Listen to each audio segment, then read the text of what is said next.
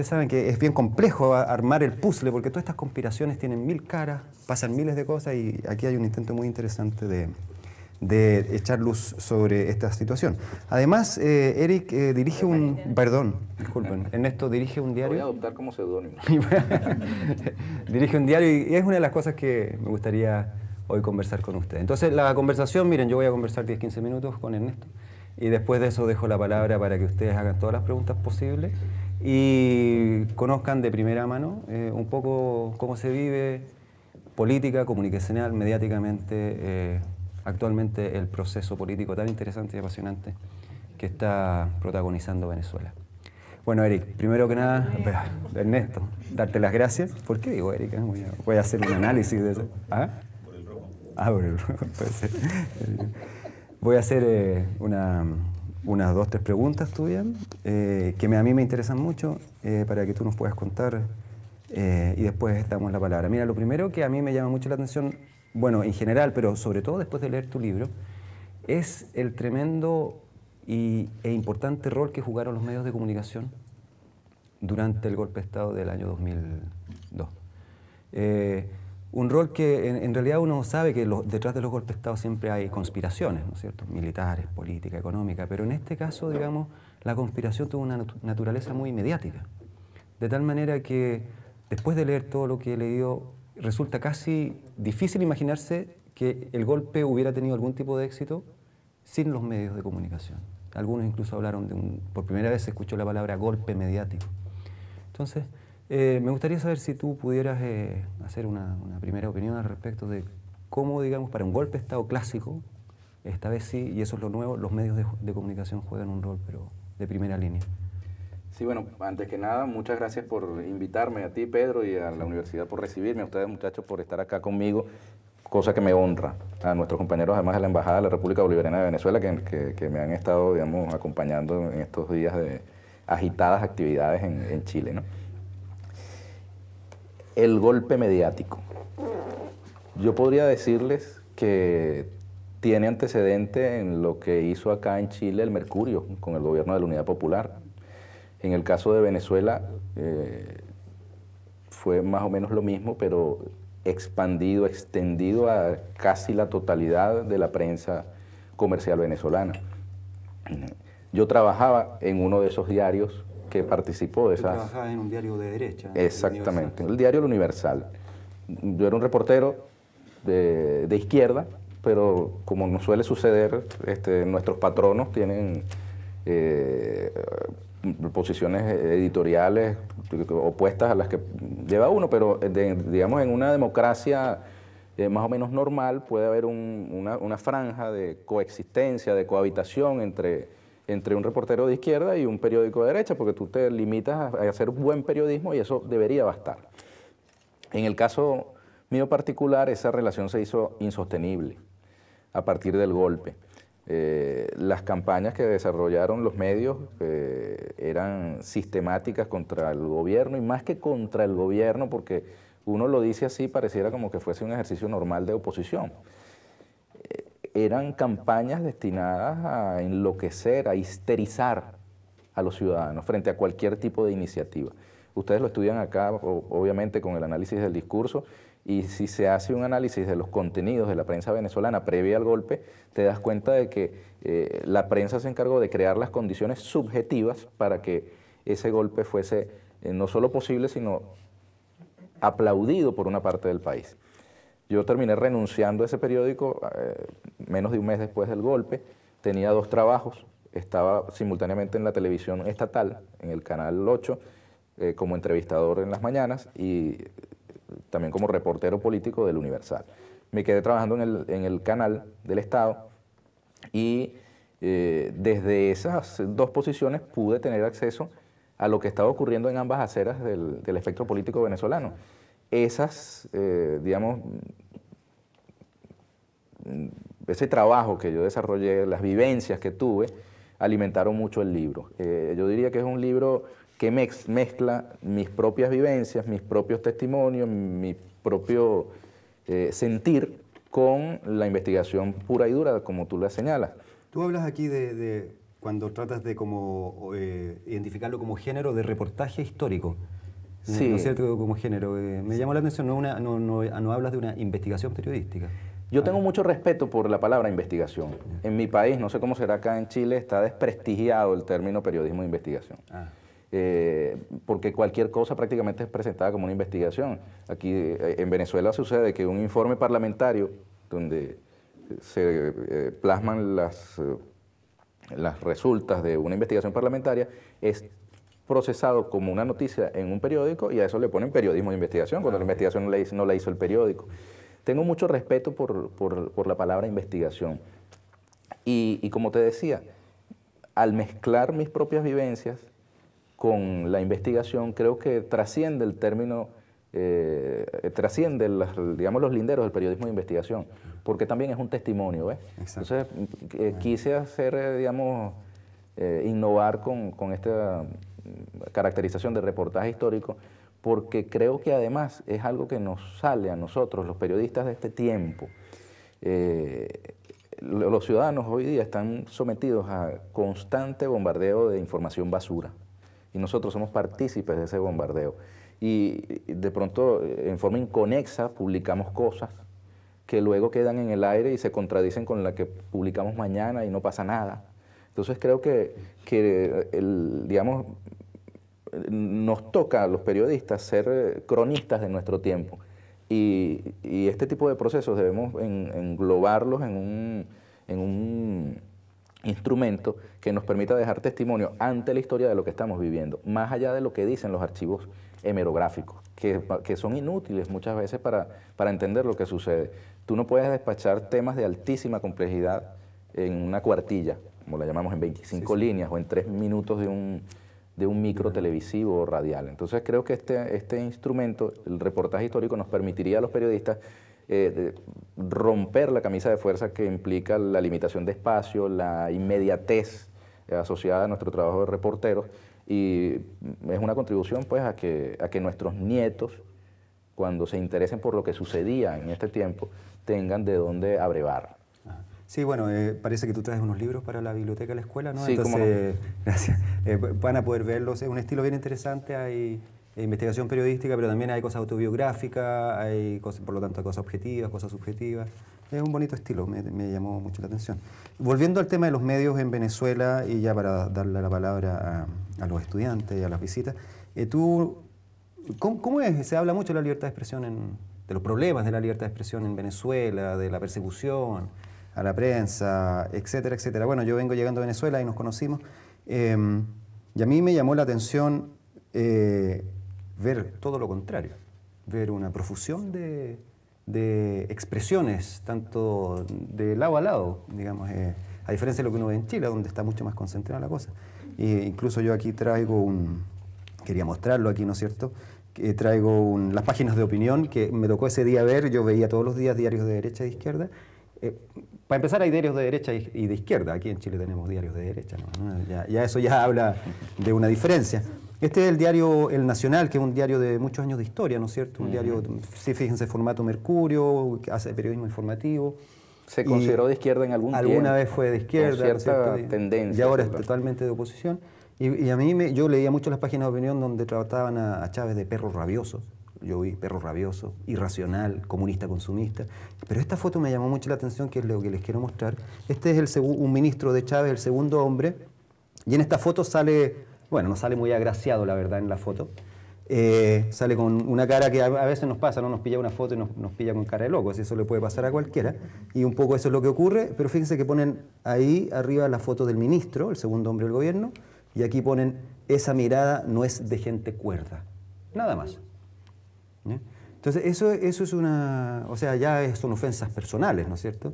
Que a mí me llamó mucho la atención, eso no se podría hacer en Chile con un ministro, poner así, esa mirada no es de gente cuerda, porque claro, salió mal la mirada y le ponen eso. Entonces, me gustaría que nos contaras un poco, y ya para que no escuchemos las versiones hegemónicas, sino una versión vivencial, y como tú dices, además de un periodista de izquierda, ¿cómo se vive la libertad de expresión en Venezuela?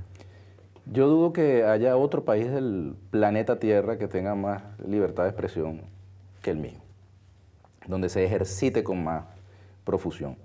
Tenemos obviamente problemas, tensiones entre poder político y poder mediático, tensiones muchas veces entre el periodismo y el Estado. Eso es normal y nunca desaparecerá, como me imagino que acá también ocurre en muchos casos. Pero es increíble realmente la manera como en el exterior hay desinformación respecto de lo que sucede en ese terreno en mi país. Se llega al absurdo de ejercer la libertad de expresión para denunciar su inexistencia. Porque lo lógico es que tú en el exterior digas, mira, es que en mi país yo esto no lo puedo decir. Y al contrario, en el nuestro más bien se dicen cosas que da vergüenza decirlas fuera.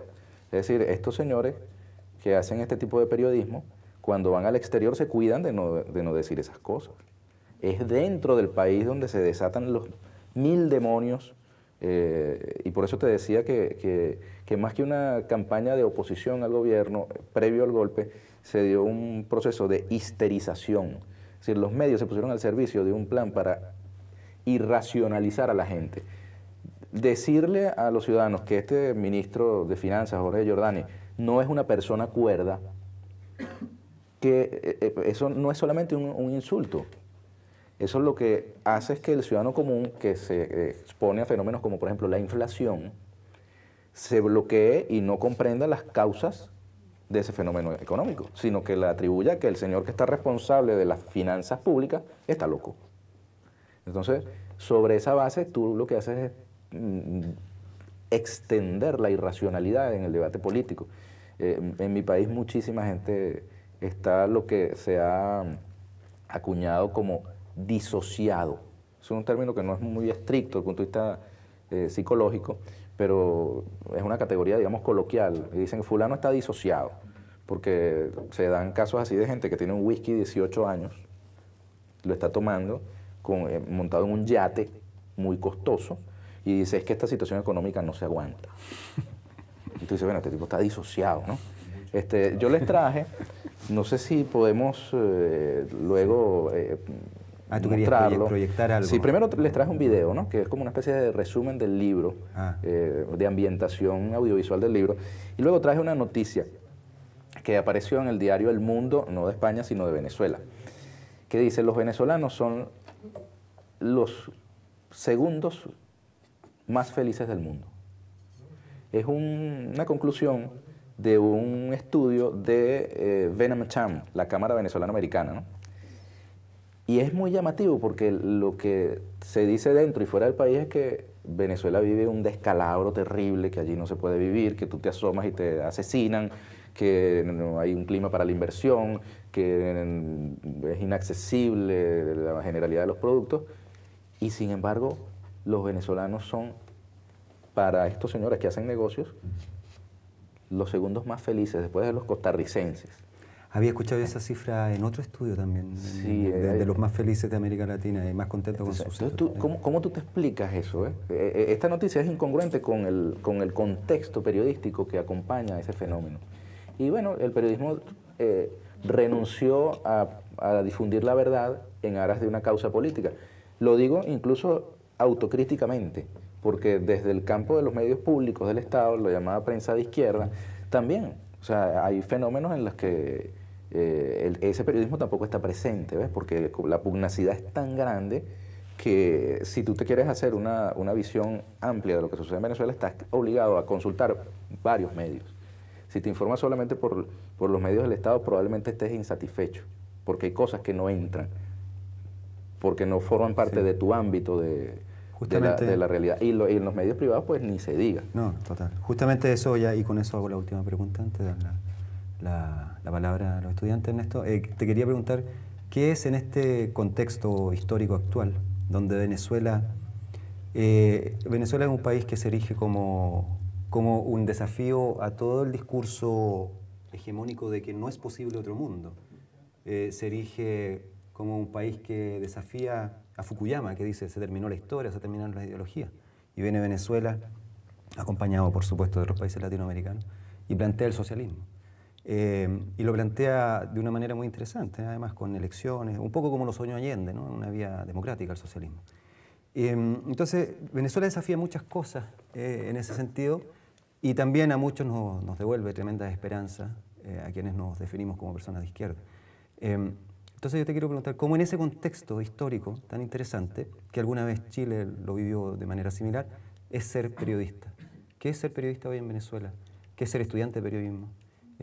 ¿Se puede ser periodista y no tomar partido, por ejemplo? Tú dices, hablas de periodista de izquierda, ¿es más importante ser de izquierda o ser periodista? ¿Qué reflexiones para el ejercicio de nuestro oficio te han surgido con este contexto histórico que te ha tocado vivir? Muchísimas, hermano, y yo te digo que no es una discusión que en mi caso esté acabada. No hay sector en Venezuela que escape a la toma de partido. No escapa la Iglesia Católica, no escapan los gremios, no escapan los militares, no escapan prácticamente ni los niños, porque están en confrontación dos visiones, dos modelos. Y esa polarización arropó prácticamente todos los sectores. ¿Cómo iba a escapar el periodismo?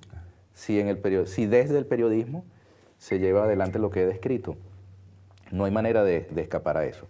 De hecho, habría que desconfiar de aquel periodista que en Venezuela se diga que no tiene un corazoncito. Que es apolítico. Que es apolítico. Es mentira, o sea, nadie se lo cree hoy día en Venezuela. Probablemente en otros países donde las realidades son distintas, tú puedes tener o pretender una postura de ese tipo. A mí, por ejemplo, me llevan a Finlandia y me ponen a cubrir un debate parlamentario entre el Partido Azul y el Partido Verde, y ahí probablemente yo sea imparcial. Pero si soy finlandés, tal vez me sea más difícil, ¿no? En el caso de Venezuela, se plantea un desafío, que es construir un modelo de comunicación asociado al llamado socialismo del siglo XXI, al socialismo bolivariano, un periodismo, un modelo de comunicación que incluya la Contraloría Social sobre la gestión pública. Es algo que nosotros estamos tratando de hacer en el diario Ciudad Caracas. Es un diario editado por la Alcaldía de Caracas. Yo no sé si hay experiencias similares acá en Chile, pero este es un diario editado por la Alcaldía. Y nosotros hemos recibido del alcalde el pedido de que las páginas del periódico sean implacables con su propia gestión, es decir, con sus funcionarios. Y en ese periódico, yo no conozco caso igual, se publican quejas, denuncias y demandas a la propia alcaldía que lo edita. Un árbol que hay que podar, una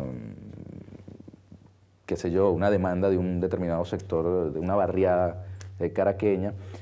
Tratamos de al mismo tiempo buscar la respuesta oficial y el compromiso oficial a la resolución del problema planteado. Esas cosas, por ejemplo, yo no las recuerdo de la prensa que vi en el campo socialista, en el bloque soviético. Claro, no. Esas cosas no existían. Entiendo que, digamos, el periodismo y la propaganda se fusionaron de una manera indebida. Nosotros estamos tratando de hacer eso. Es un pequeño grano de arena. No todo el mundo lo asume igual, ¿no? Es decir, que ese es un debate que está en desarrollo hoy mismo en Venezuela. Hay gente que aspira a que el periodista sea exactamente lo mismo un propagandista. Esas cosas, al menos en mi formación como periodista, no las concibo. Yo prefiero, como en efecto he hecho, hacer una publicidad política diciendo yo estoy con el socialismo. Prefiero decir eso, pero en el momento del ejercicio del periodismo no transformo la realidad para mostrarla como no es. Creo que un aporte que el capitalismo le ha dado a la humanidad es el modelo de la Escuela de Periodismo Objetivo norteamericano, Informativo, sí. Que todos cuestionamos. La objetividad no existe, pero deberíamos comportarnos como que en algún lugar se encuentra, es decir, procurarla, buscarla, siendo honestos, transparentes con lo que pensamos, con lo que opinamos, pero no desechar la búsqueda de un periodismo que sea creíble y lo más cercano posible a la verdad o a las distintas caras que un mismo fenómeno puede tener. Creo que se impone un periodismo de investigación de precisión. Hay un periodista venezolano llamado Carlos Subero, que es prologuista de mi libro, que ha desarrollado esa vertiente del periodismo de precisión con análisis estadísticos. Creo que el periodismo puede dar un aporte superior a la sociedad cuando se exige rigor a sí mismo.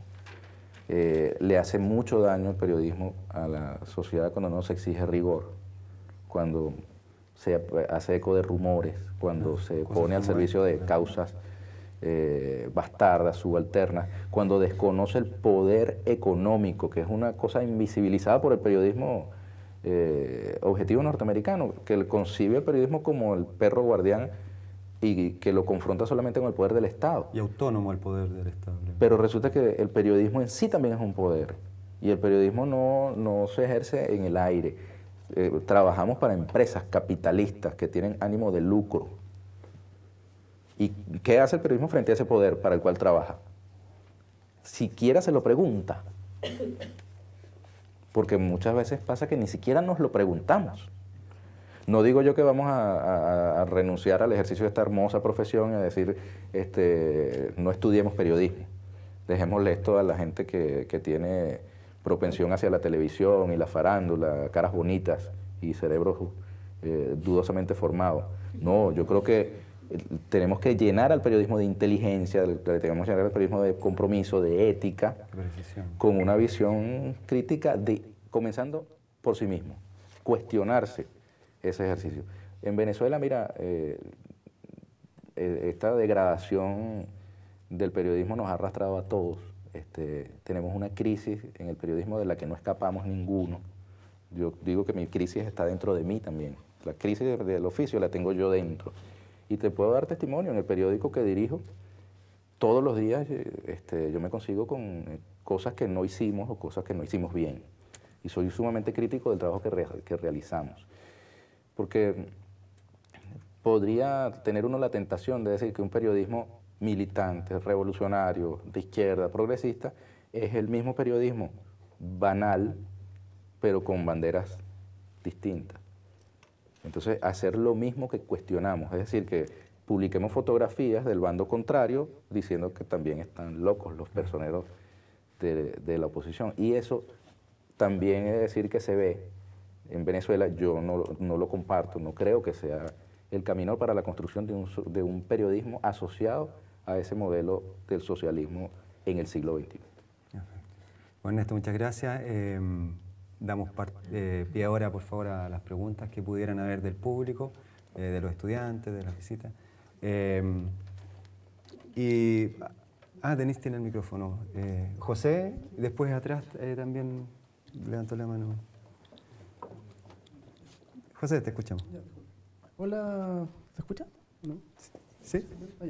Don Ernesto, una consulta para usted. El poeta cubano, compañero de la causa, José Martí, dijo alguna vez: quien no comparte sus ideas no merece mi confianza. Yo en esa lógica vivo siempre en desconfianza, porque, por ejemplo, usted ahora trae un montón de libros, donde mis compañeros lo van a poder tomar pues los van a poder leer. Yo, como veo poco, soy un analfabeto disfuncional, donde yo leo, o sea, donde yo escribo, pero no puedo leer. Mi pregunta es la siguiente: ¿qué cree usted que falta en las revoluciones mundiales para entender que el progreso se alcanza con acceso? En que si el domingo está el discurso del aló presidente, el tipo está hablando 2 horas y una persona que no escucha no tiene lengua de señas. Usted dice que es director de un diario.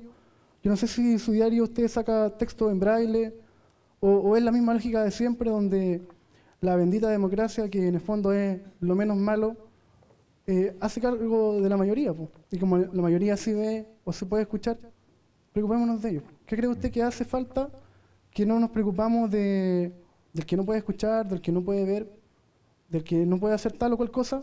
Es decir, el que es parte de la minoría, para que también pueda ser parte de las grandes verdades de los medios de comunicación. Esa es mi consulta. Mira, ¿me dijiste tu nombre? José. José. No, mira, el periódico que yo dirijo no tiene versión en braille, ¿no?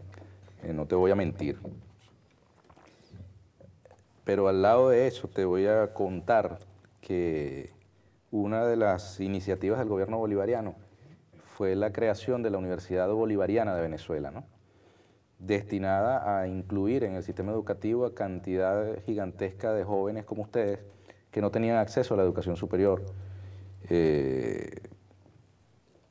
Eran contados por centenares de miles los bachilleres que no tenían la posibilidad de entrar en la universidad pública. En mi país la universidad es pública, la del Estado, y hay un conjunto de universidades privadas, ¿no? Esta Universidad Bolivariana es pública y me emociona decirte, José, que en varios salones de clases hay personas con discapacidad auditiva y visual.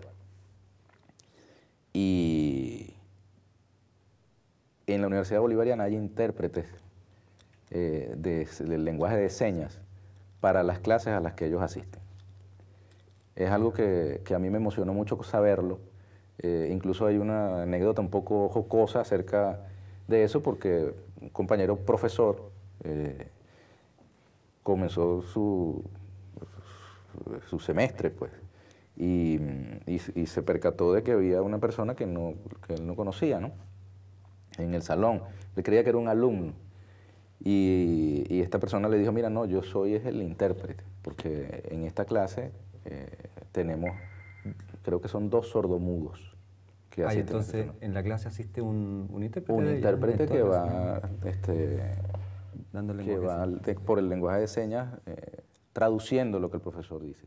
No es perfecto, ni está obviamente en toda Venezuela, pero es un avance, ¿entiendes? Porque una de las banderas del proceso que se lleva adelante en Venezuela es la inclusión, fundamentalmente es la inclusión. Y uno de los sectores más excluidos son las personas con diversas discapacidades. ¿Y de los medios por qué no hacer lo mismo? ¿Por qué no poner ese intérprete de señas en el discurso del presidente? Mira, lo ha habido... José, después viene la otra pregunta, tú ya hiciste una. Lo ha habido, yo no estoy al tanto de si actualmente se hace la traducción en el lenguaje de señas del aló presidente, pero el noticiero se da, no es permanente, no es perfecta, ¿viste? La Revolución Bolivariana tiene muchas imperfecciones, muchísimas, pero tomo tu planteamiento, José, como un encargo, ¿sabes?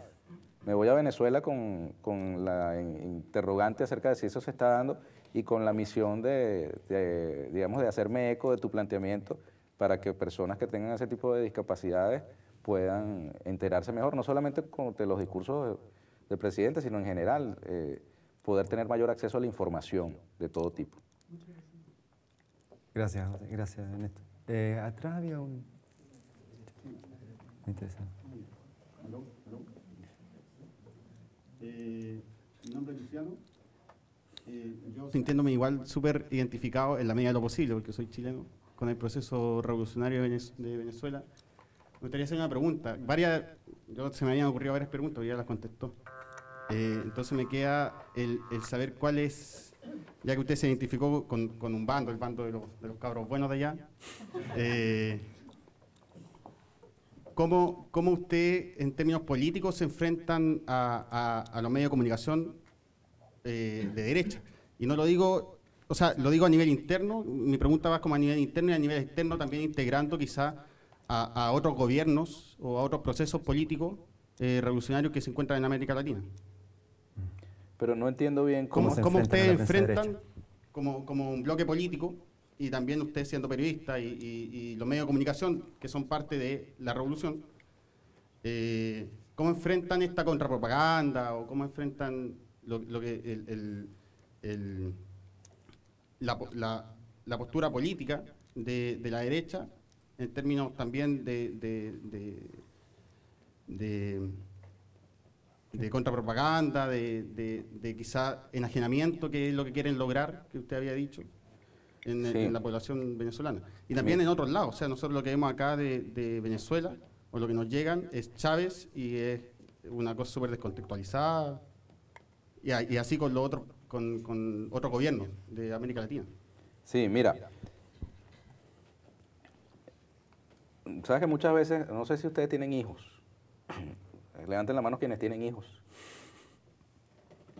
Bueno, cuando tú tienes un hijo Somos pocos. y vives con él, tú no te das cuenta de cuán grande se va poniendo, porque estás todos los días, su crecimiento es a veces imperceptible. y tiene que venir alguien, un tío que tiene tiempo que no ve al muchacho y de pronto te dice, mira, vale, pero qué grande está fulano, ¿no? Y te das cuenta de verdad que ha crecido unos centímetros. Cuando yo escucho a Pedro contar de su visita a Venezuela, me pasa un poco eso, porque dentro nosotros tenemos una visión muy crítica acerca de lo que hacemos y de las cosas que suceden en nuestro país. El propio presidente Chávez ha dicho que la falla tectónica de la revolución bolivariana es la política comunicacional. Él lo ha dicho. Y en efecto los contenidos de los medios públicos pueden ser cuestionados de diversas maneras, incluyendo el que yo dirijo. Pero si tú te pones a hacer un balance, creo que habría que anotar en ese balance, oye, muchísimas victorias. Por ejemplo, la existencia de Telesur. A mí me parece un acierto extraordinario. No sé si aquí ustedes han tenido ocasión de ver Telesur. Por cierto, me dijo el presidente de este canal, Andrés Izarra, que está bloqueada su entrada a BTR. A BTR la bloqueó, sí. Que no han podido entrar en las cableras solamente a través de los servicios de satélite. Sí, ¿no? sí, pero se bloqueó en BTR, sí. Pero, oye, la denuncia sobre el golpe de Y no Estado sé en si Honduras, sabes que hay un supermercado líder que bloqueó también todos los productos venezolanos. ¿Ah, sí? No hay ron venezolano, no hay... Porque lo compró Walmart. Sí. ¿Ah, sí? Y bueno, sí, horrible. Ah, pero eso hay que contarlo en Venezuela. Sí, sí, sí. Ah, bueno, sí, ya te digo la verdad. Mira, bueno, pero Telesur... Ese es el criterio periodístico, ¿eh? Ese fue un buen criterio. Ahí hay una noticia. Ahí hay una noticia. Hay una noticia, no la tenemos. Ahí... ¿No hay harina No, pan? tampoco la traen. En ese supermercado. Oye, yo quiero una arepa. Mira, pero fíjate, Telesur todo, digamos, lo que hizo la dictadura hondureña, solo fue posible conocerlo gracias a la presencia de Telesur en Honduras. Los medios de Honduras, salvo, oye, Radio Globo, en buena medida también conspiraron para el derrocamiento del presidente Zelaya y legitimaron el golpe, que es una de las cosas que a mí me gustaría dejar como mensaje. No solamente los medios crean las condiciones subjetivas para que pueda haber la desestabilización de gobiernos progresistas y de izquierda en América Latina, sino que una vez consumados los movimientos golpistas, una vez consumado el golpe, se transforman en entidades de legitimación del orden de facto. Entonces, en mi país, por ejemplo, después que ocurrió el golpe del 2002, se estableció la doctrina del vacío de poder. Y entonces había habido un golpe, el presidente estaba preso, estuvo preso, fue disuelta la Asamblea Nacional, el Tribunal Supremo de Justicia, todos los poderes públicos, fue suspendida la Constitución y los medios, aún derrotado ese golpe, decían que no había habido golpe, que era sencillamente un vacío de poder lo que se había producido. Entonces, es un fenómeno muy peligroso, porque bueno, tal vez la situación acá en Chile los hace mirar eso como algo lejano, pero resulta que el poder de los medios se nos ha convertido en un peligro para la democracia. En lugar de ser de guardianes de la democracia, la secuestran, porque son capaces de alterar la voluntad popular, sustituir la voluntad popular por la voluntad de la sociedad civil. Pero de todos modos Chávez ha ganado todas las elecciones, o menos una, que la perdió por 50. Eso también plantea cuestionamientos sobre el efecto de los medios en ciertos contextos. En Venezuela los medios han sido derrotados muchísimas veces. De hecho, uno de los canales que fue motor del golpe de Estado, que es Venevisión. Ustedes han visto Venevisión, conocen de Venevisión, del grupo Cisneros. Sí, sí.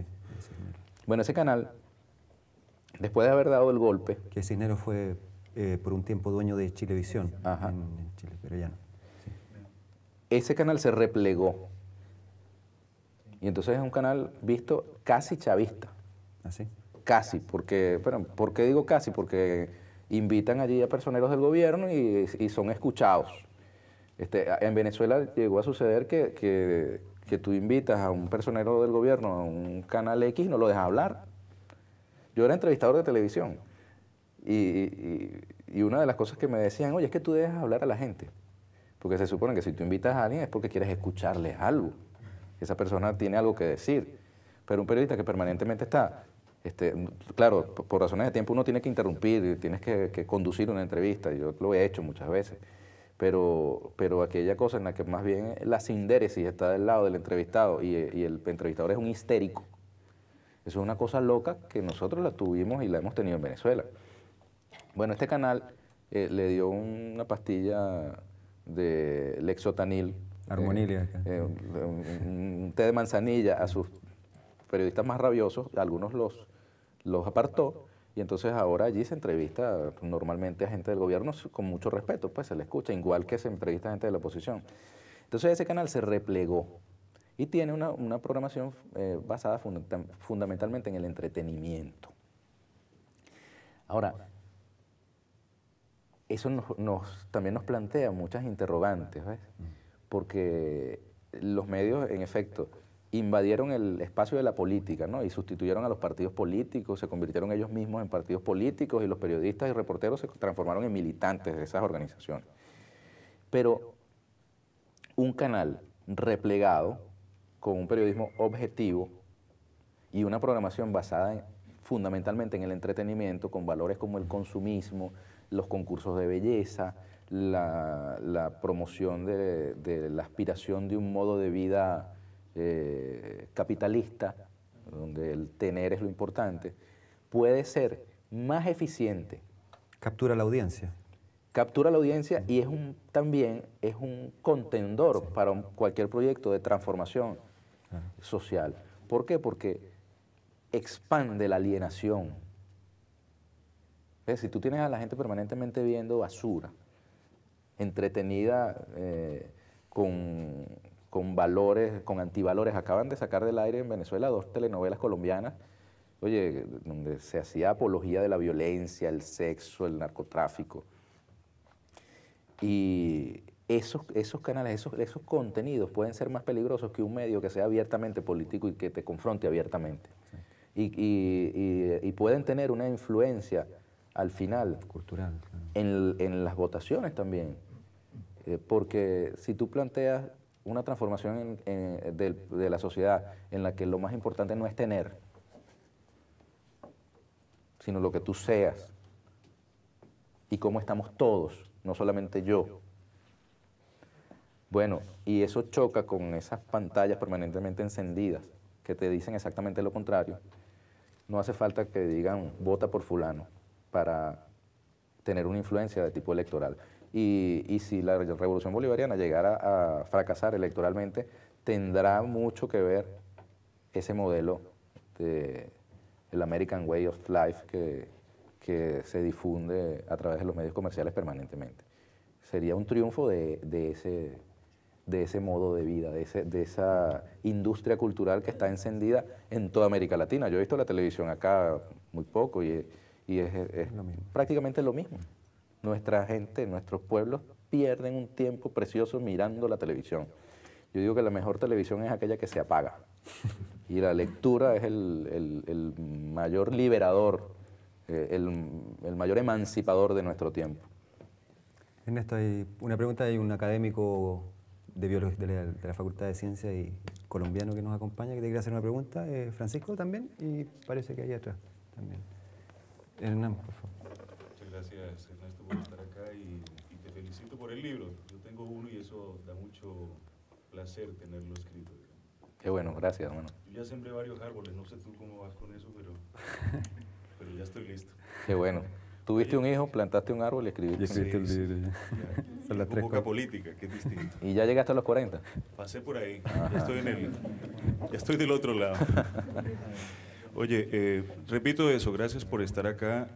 Pedro lo ha dicho, yo soy profesor de ciencias y pues la gente en ciencias aquí en Chile ahora está un poquito aislada de lo que es la política porque hay una presión permanente por ser más eficiente, por ser más competitivo, cosas que en el pasado no eran tan fuertes, digamos. Y hablando de ciencias, yo te quiero contar que te va a hablar alguien que conoce un poquito la realidad venezolana. Yo estuve haciendo mi doctorado en la Universidad de los Andes, en Mérida. Y aquí hay un merideño. Mucho gusto.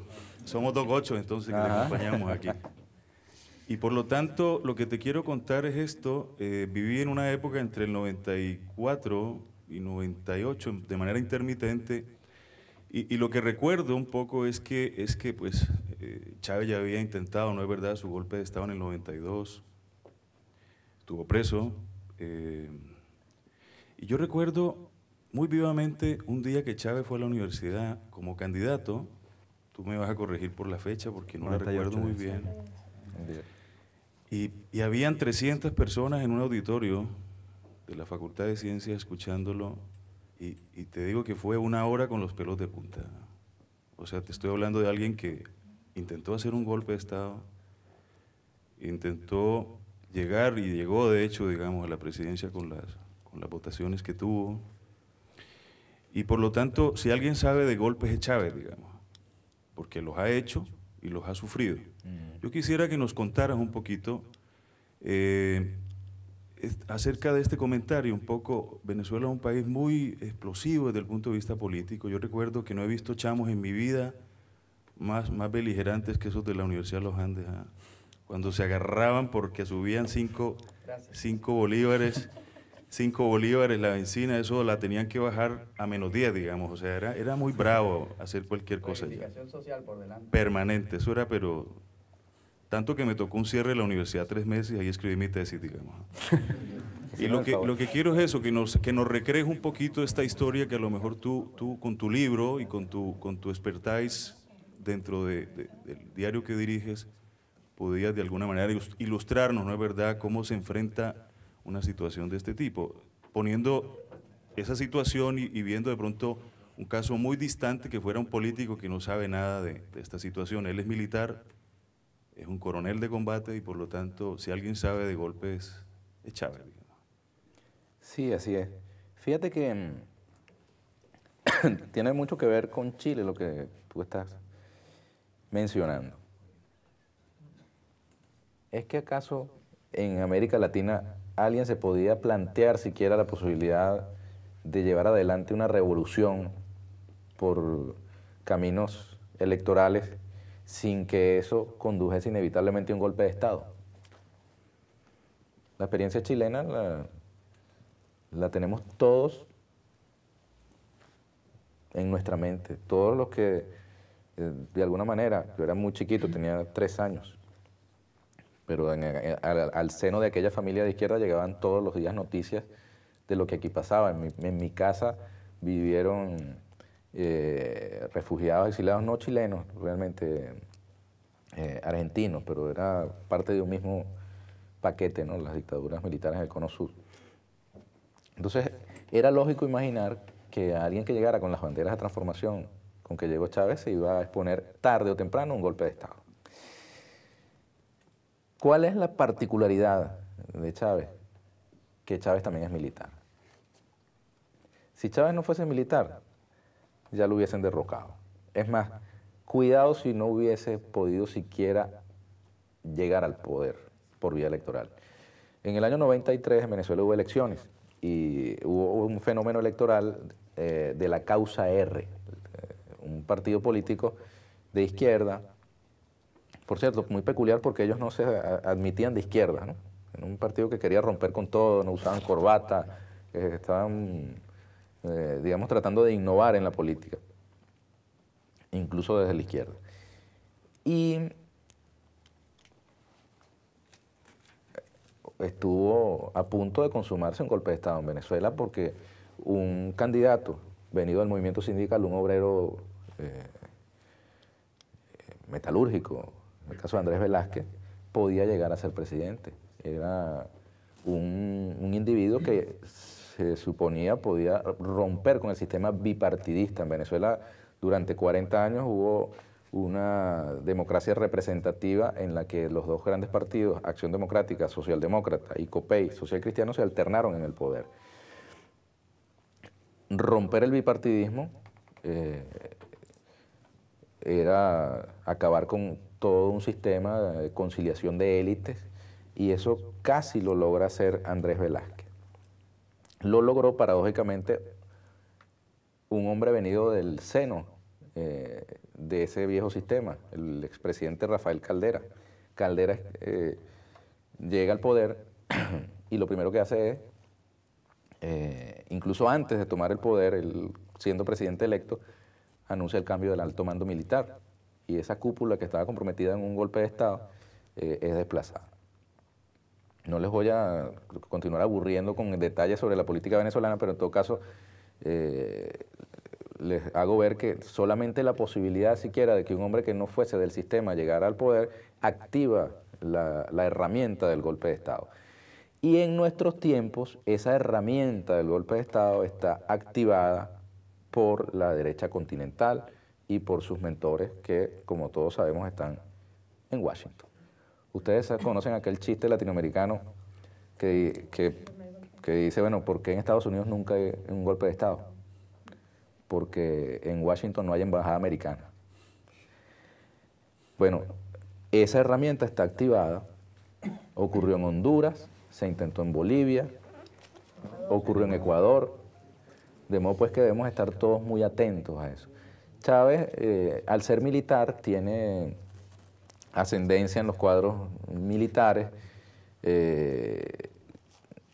No me imagino un presidente civil confrontando con las dificultades que Chávez ha confrontado en el plano militar. Realmente su extracción militar es un dato decisivo para que Venezuela haya podido, digamos, avanzar en ese proceso revolucionario. Yo no soy militarista.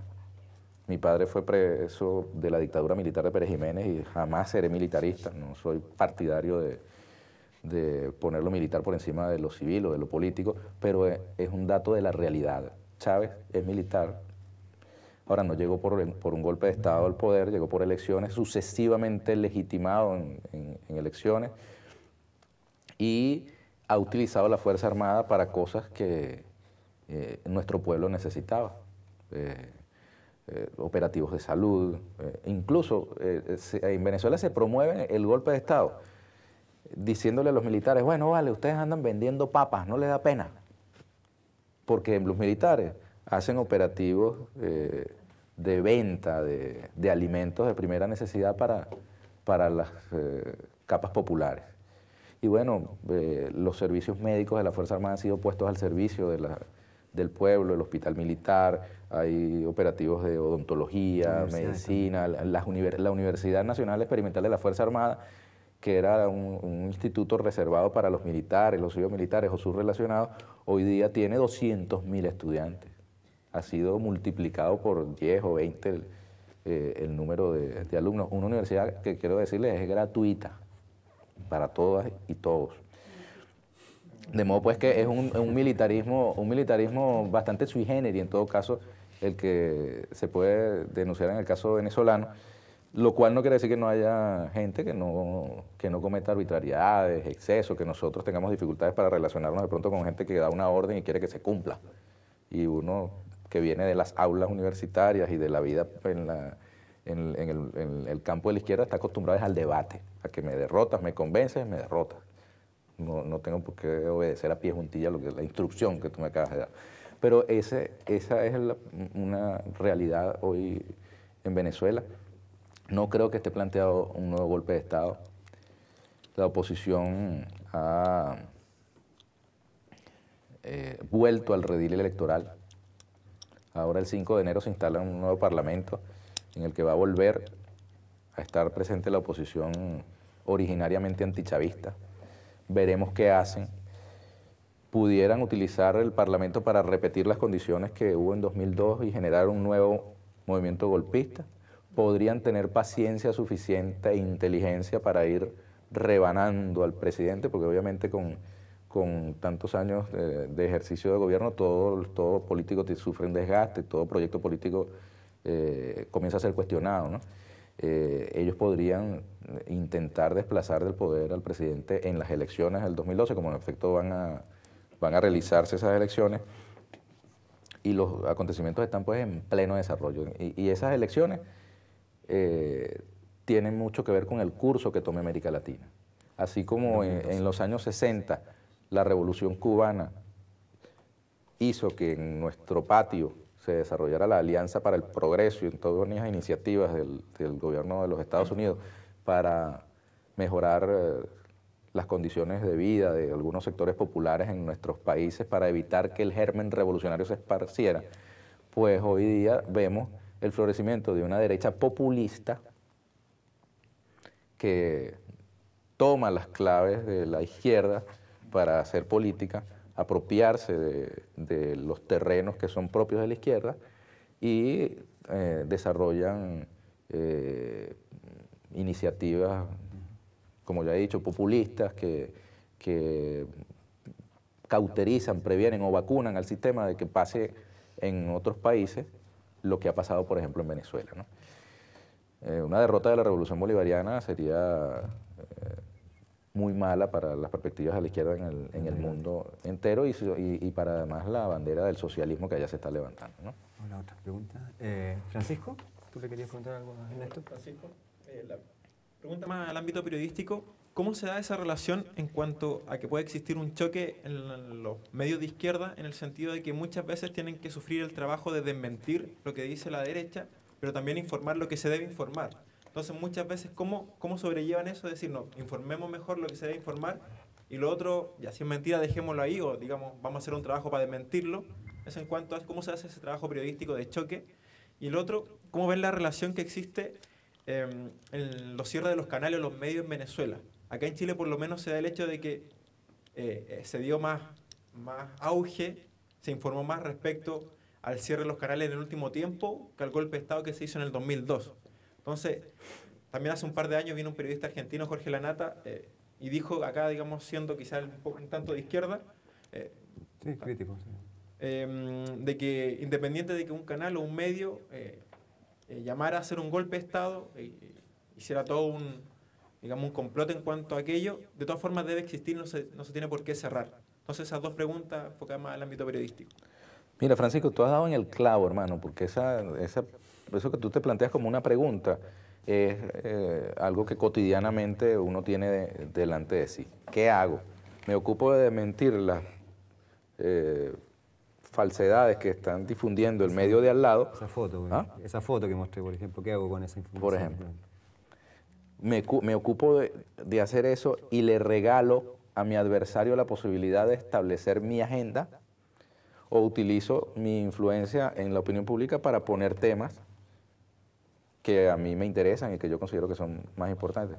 Bueno, es una disyuntiva que cotidianamente está presente entre, digamos, los medios y los periodistas que apoyan a la revolución. A mí en lo particular no me gusta engancharme con los temas de la derecha. Porque, bueno, es célebre aquella cosa que le pasó a un príncipe inglés. Un diario de estos amarillistas le preguntó, ¿es usted gay? Y él dijo, no. Entonces la portada al día siguiente era, entrecomillado, no soy gay.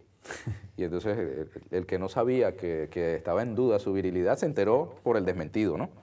Entonces el cometido del diario amarillista se cumplió de todas, ¿no? Así sucede. Si nosotros nos ponemos permanentemente a estar desmintiendo mentiras, lo que hacemos es propalarlas. Y muchas veces el que no estaba enterado de aquella mentira se entera y le cree más a la afirmación que a la negación. Y en última instancia termina diciendo, bueno, si el río suena, es porque piedras trae. Claro, al mismo tiempo tú dices, bueno, ¿y cómo podemos nosotros avanzar con una gente que está mintiendo permanentemente? Algo tienes que hacer para desmentirlo. Entonces, bueno, es una pelea, Francisco, constante entre esas dos funciones. Informar y corregir las distorsiones que los otros medios colocan en bandeja. Lo otro que me preguntabas tiene que ver con cierres de medios. Como yo te digo, yo tampoco soy amigo de cierre de canales, ni de periódicos, ni de radios. A mí me parece que una de las virtudes que tiene la Revolución Bolivariana es que tenemos ese clima de absoluta y total libertad de expresión donde todo el mundo dice lo que se le ocurre y más allá, incluso rayando en el libertinaje. Ahora, en el caso específico de RCTV, se da un fenómeno muy interesante, y es que en mi país las frecuencias de radio, las radiofrecuencias pues, de los canales y las emisoras de radio son propiedad del Estado, de la nación. Aquí también. Y son otorgadas en concesión durante un tiempo determinado.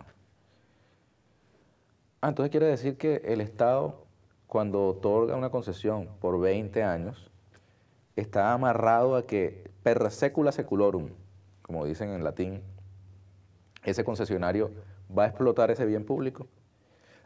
No tiene el Estado la facultad de decidir, terminado el plazo de la concesión, que no se renueva esa concesión. Son preguntas que uno está obligado a hacerse, porque lo otro es decir que las concesiones que hace 20 años otorgaron gobiernos de derecha son a perpetuidad, lo cual es peor que una presidencia vitalicia, porque tú dices, bueno, este señor puede hacer y deshacer con un bien público como es el espectro radioeléctrico y no hay manera de ponerle término. Lo digo con mucha responsabilidad porque ahora va a vencerse también la concesión de Globovisión, que es otro canal de noticias. ¿Tiene derecho el Estado a decidir, bueno, no te renuevo la concesión? De hecho, el Estado tiene el derecho a revocar una concesión. Si tú otorgas una concesión para la explotación de una mina, pero resulta que tú explotando esa mina estás violándote todas las normas ambientales y contaminando con mercurio los lechos de los ríos. El Estado puede decir, bueno, esa concesión era a 10 años, pero yo al día de hoy, cuando llevas apenas 2, estoy convencido de que tú no debes seguir explotando esa mina porque estás causándole un daño al planeta. Y te revoco la concesión. Eso no puede hacerse en el campo de la comunicación. Desde el punto de vista jurídico es exactamente lo mismo. La explotación de una mina o la explotación del espectro radioeléctrico son bienes públicos que son otorgados a privados para que se lucren, para que hagan explotación comercial de ese bien público. Por eso te lo llevo al plano jurídico para reivindicar el derecho que tiene el Estado, cualquiera sea el gobierno que esté al frente, de hacer uso de sus instrumentos jurídicos en ese campo. Yo no soy de quienes desconoce el derecho de los estados a tomar decisiones en ese terreno. Así como otorgas una concesión, tienes la posibilidad de, bien sea revocarla o esperar a que se termine. De todas maneras, RCTV sigue por cable y por internet, ¿o no? Ellos tenían fíjate tú, esto es interesante. RCTV sale del aire en señal abierta, ¿no? Y se queda como una televisora por cable. Pero ¿qué hace? Se cambia el nombre y entonces en lugar de ser RCTV, que significa Radio Caracas Televisión, le ponen el nombre de RCTV Internacional. Entonces ellos se proclamaban que eran un canal internacional. El 80-90% de sus contenidos eran nacionales, sus noticieros eran también de carácter fundamentalmente nacional y con unos niveles de asquerosidad periodística terribles en el ataque, pues, ¿no? Eso que apareció en el Nacional es un jueguito de niños al lado de lo que allí se decía. Entonces, tenían el nombre de RCTV Internacional y entonces ellos se sentían que estaban por encima de la legalidad venezolana, no transmitían el himno nacional de Venezuela a las 6 de la mañana y a las 12 de la noche como lo hacen todos los canales, porque ellos no eran un canal venezolano, pues. Entonces, el Estado venezolano les requirió que se pusieran a derecho. ¿Cómo lo hizo? Pidiéndole que se reconocieran como un canal de producción nacional, de modo que tú estés inscrito, estás en cable, pasas el himno, te conectas con las cadenas, las alocuciones presidenciales, todos los canales de Venezuela, cuando hay una cadena del presidente que le habla al país, están obligados a conectarse. Ellos no lo hacían porque eran RCTV Internacional. Entonces, hubo una pugna entre el Estado y esta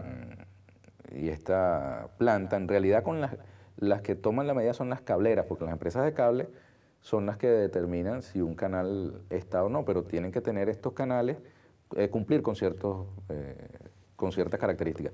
RCTV a última hora trató de inscribirse como productor nacional y comprometiéndose entonces a transmitir las cadenas y a transmitir el himno y a cumplir con la ley orgánica, con la ley de responsabilidad social en radio y televisión. Allí, una de las leyes de la revolución ha sido esa, una normativa que te establece ciertos cánones para clasificar los programas por sus contenidos violentos o no, de sexo, drogas. Entonces ellos a última hora pretendieron inscribirse como productor nacional, pero lo hicieron a destiempo y actualmente, entiendo, no están en cableras. Entiendo que transmiten por internet. Por internet, sí. TVN, la televisora chilena, cayó en ese lote porque tampoco habían consignado los recaudos respectivos y al parecer estuvo fuera del aire un día. Cable. Fuera del cable. ¿Un día fue nomás? Un día, algo así, porque inmediatamente TVN presentó sus papeles o la cablera que tenía, que la transmitía, se puso a derecho y volvió perfectamente a poder sintonizarse a través de allí. Mira, yo no estoy seguro de si ellos están transmitiendo en internet, yo no los he vuelto a ver, ¿no? Yo no soy amigo de la supresión, ¿no? Por mí pudieran estar ese canal en cable, no creo que haga mayor daño del que ya ha hecho, ¿no? Más bien me gustaría que hubiese tal clima de libertades en todas partes que aquí se pudiera ver Telesur en BTR, por ejemplo, ¿no? Ahora, el poder... O Al Jazeera. O Al Jazeera. También está BTR, imagínate tú. Entonces, bueno, yo quisiera más bien que hubiese un clima de amplísimas libertades donde tú, si quieres, tienes un canal y lo colocas allí, ¿no? Ahora con la TV digital, supuestamente va a haber numerosísimos canales adicionales. Ojalá eso sirva para la democratización y que no solamente sean los señorones que siempre han hecho televisión y siempre han explotado ese negocio los que puedan tener la posibilidad de difundir sus mensajes. Ojalá haya medios comunitarios alternativos que coloquen su señal en todas las cableras de todo el planeta Tierra y la gente tenga más capacidad de elección. Yo he pasado en el hotel horas tratando de ver algo, hermano, y no se puede ver absolutamente nada, con todo el respeto por Chile, pero es exactamente la misma programación mala que hay en mi país. Es terrible, ¿no? Con las disculpas del caso, ¿no? Me atrevo a hacerlo porque me siento en confianza, pero en América Latina se hace muy mal la televisión. El Hollywood está agotado ya con sus formatos predecibles absolutamente y que son terribles. Necesitamos una televisión latinoamericana que nos permita conocernos entre nosotros, comunicarnos qué está pasando aquí, y no solamente que en tal lugar hubo un asesinato, un robo. Esas no pueden ser las noticias que nosotros conozcamos ni de Venezuela, ni de Chile, ni de ninguna otra parte. O sea, aquí se dan cosas maravillosas, estoy seguro que no se comunican al mundo, igual en mi país. Sigamos con las preguntas porque ya estamos terminando. Sí. Queda para una pregunta ahí, por favor. Y si es corta la... ¿Hay alguien más que quiera preguntar? Porque aparte de... Ya, entonces esas dos preguntas y cerramos esta conversación con Ernesto. Hola, buenas tardes. Mi nombre es Ignacio. Mi pregunta va también con el tema, retornando al tema del periodismo, que en el fondo... O sea, es llevarlo al caso chileno. Acá en Chile tenemos medios de un solo lado, por decirlo así. Ajá. Y de hecho, el único medio que anteriormente, antes de estas últimas elecciones, era digamos que un poco balanceaba el tema. La Nación. La Nación. Se va a cerrar en los próximos días, si no me equivoco. Y los medios que van a quedar son, bueno, de partida son medios que son todos privados y aparte son medios que son todos de una sola tendencia política. Ahora, obviamente hay que guardar las diferencias porque son casos muy diferentes, pero en Venezuela, como usted mencionaba, existe un lugar en donde conviven medios de tendencias muy diferentes. Aquí es cómico que por lo menos, por ejemplo, en la televisión, el medio que es más de oposición, por decirlo así, es CNN. CNN Chile, parece curioso, siendo un canal de una empresa extranjera. Entonces, con ese tema, ¿cómo es posible o qué medidas se pueden tomar para intentar diversificar un poco los medios? Intentar abrir a más posturas políticas, porque, bueno, también es una opinión mía, pero los medios que han intentado salir de oposición acá en Chile han sido muy agresivos, digamos, siempre son al ataque, como se vio en ese caso, en ese diario, y no existen medios que sean de oposición, pero que hagan una prensa, digamos, más de referencia, como lo hacía en un tiempo La Nación antes de que fuera el cambio. Entonces, ¿qué se puede hacer para intentar promover que exista una mayor pluralidad de medios en Chile? Yo sé que no se puede imitar el caso venezolano porque es diferente el contexto, pero más o menos. Bueno, hermano, yo te agradezco mucho la reflexión. Yo no tengo la respuesta, yo creo que la respuesta la tienen ustedes, ¿no? Son dos modelos contrapuestos. Aquí el de la privatización absoluta, ¿no? En Venezuela se reivindica la propiedad pública, la propiedad social sobre diversos medios de producción, incluyendo los medios de comunicación. El problema yo creo que fundamentalmente es político más que estrictamente periodístico. Creo que tiene que ver más bien con el proyecto de país, con el modelo de país que se está estableciendo en nuestros países. Y creo que al final la conclusión es que la lucha es de orden político. O sea, enfrentarse a eso implica la adopción de una postura política. De resto, yo imagino que ese tipo de cosas como el cierre de ese medio no debería pasar por debajo de la mesa, ¿no? Debería haber algún tipo de reacción que diga que hay gente consciente de lo que eso significa. Pero si las cosas pasan y no pasa nada, pues seguirán pasando, ¿no? Hasta quién sabe cuándo. ¿Había una última pregunta? Sí, acá. Hola, buenas tardes. Bueno, en realidad mi duda también iba un poco reflexiva en cuanto a los desafíos chilenos que tenían los medios de comunicación, ya que hoy día no tenemos ni prensa escrita, ni televisiva, ni radial de oposición. Pero llevándolo también a otro sentido para que no sea la misma pregunta, ¿cómo o cuál ha sido la experiencia venezolana en cuanto a los medios alternativos de comunicación? Hoy día los receptores ya no son solamente receptores, sino que también fuentes de propaganda. ¿De qué manera utilizarlos de buena manera y cómo ayudarnos a partir de ellos a posicionar un planteamiento político donde la gente se pueda informar con cuestiones o con planteamientos diferentes a los que son hoy día, por ejemplo, en Chile, los gubernamentales? Mira, en Venezuela el Estado ha dotado a numerosísimas emisoras comunitarias alternativas de transmisores, consolas, les ha instalado, acondicionado los locales para que desde las comunidades pueda haber radioemisoras que difundan su mensaje a su comunidad e incluso más allá. Son numerosísimos, hay un amplio tejido de medios comunitarios alternativos en Venezuela que han recibido apoyo del Estado. Otros que no han recibido tal apoyo del Estado y sobreviven, oye, con las uñas para poder imprimir. El periódico es carísimo. Nosotros podemos hacer un periódico porque el alcalde de Caracas, Jorge Rodríguez, dispone de los recursos necesarios para que eso sea posible. Pero sin esa alcaldía y sin esa fuente de financiamiento sería sumamente difícil, muy cuesta arriba, editar un periódico diario como lo hacemos. Estamos colocando 80.000 ejemplares todos los días en las calles de Caracas, ¿no? A través de nuestra red de pregoneros. Pero eso sin el control de una instancia del Estado es prácticamente imposible de imaginar. Yo no creo que la Procter & Gamble, por mencionar una transnacional, va a darle apoyo económico a un medio comunitario alternativo, ni en Chile, ni en Venezuela, ¿no? Ni en ninguna parte, porque sus intereses son otros, ¿no? Creo que, de nuevo, hay un asunto político de por medio, ¿no?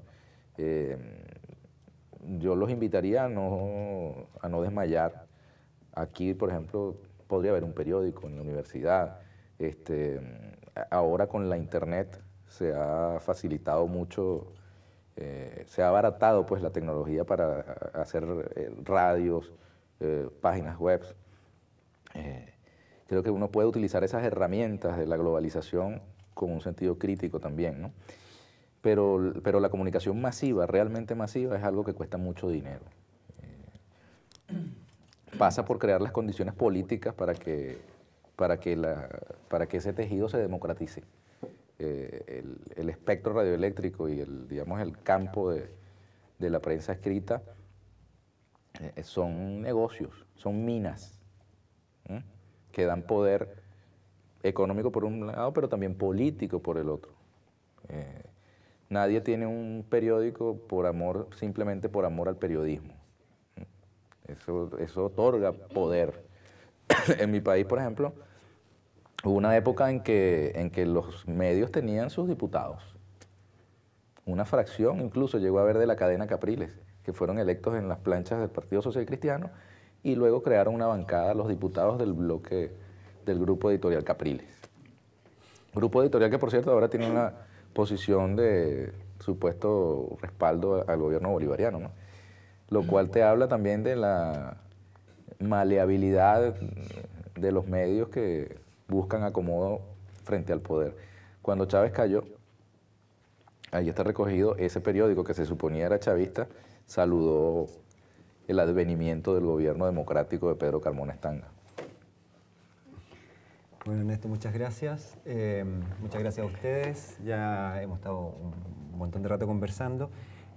Para finalizar, te quiero regalar un libro que sacamos aquí en la escuela con estudiantes, algunos de los cuales están acá, que se llama Periodismo y Procesos Revolucionarios en América Latina. Qué bueno. Son escritos, investigaciones que hicieron los alumnos sobre lo que dices tú, no solo estudiar cómo los medios de comunicación dominan, sino también cómo pueden ayudar al cambio social. Muchas gracias por estar aquí, gracias a ustedes y bueno, ya hasta una próxima y que te vaya muy bien. Gracias, Pedro. Mira, yo les traje un CD con unos ejemplares grabados al azar de nuestro periódico, ¿no? Y también les traje un video, yo no sé si habrá chance de verlo ahora o tú se los querrás pasar a ellos después. Después, sí. Después, Porque que es una especie de resumen. yo se lo hago llegar al centro estudiante. Audiovisual del libro. Sí. Oye, ¿existe la posibilidad de que algún estudiante aquí, en una locura, si haga la práctica profesional en tu diario, en Caracas? Claro que sí, cómo no. Claro, Si claro. es que Están a alguno abiertas se le las ocurre, pasantías allá. ¿Las pasantías hacen? Ya. ¿Cómo no? Además, podemos publicarles allá. ¿Sí? Ustedes nos envían algún artículo que sea de interés, por supuesto. Por supuesto. Regional, internacional o de algún acontecimiento, proceso particular que se esté dando en Chile. Sí. Y el periódico está a la orden, podemos estar en las Chicos, páginas abiertas. queda abierta la invitación entonces, el que quiera realizar su práctica profesional en Venezuela y quien quiera en algún momento mandar una crónica, un despacho sobre algún tema de interés, yo me ofrezco a coordinar lo que haya que coordinar para hacer eso. Muchas gracias. Mira, yo les traje unos libros para dejarlos en la biblioteca. Bueno, muchas gracias, Ernesto. Gracias.